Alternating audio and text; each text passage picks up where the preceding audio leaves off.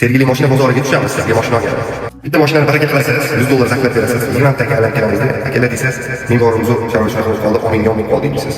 Nima shu mashina bozorida mashina olasiz, $100 zakat berasiz. 5 minutdan keyin agaga qaytib olasiz. Sal g'alati emasmi? Zal ishga bo'lib ketsa bo'ldi. Bo'layotgan odamlar so'kmasa bo'ldi. Mana siz bunaqa odam emas, просто bu shart. Kam chorsi bozorda hamma narsa joy sotdik. Mana yarashaveradi.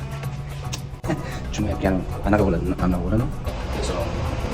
Siz blokiy olmay taklifingizda mashina olmoqchiman, hali ham qaryapti.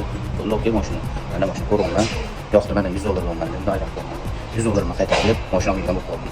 Xuddi men gapimdan qaytishim kerak edi, to'g'rimi? Bu noto'g'ri ish emas. Hal qilib boramiz. Tinchlik bo'lsin ish qilib. Pul qabul qilindi. Unda yakshanba kuni mashina bozorida bo'lishamiz. Sog' bo'ling.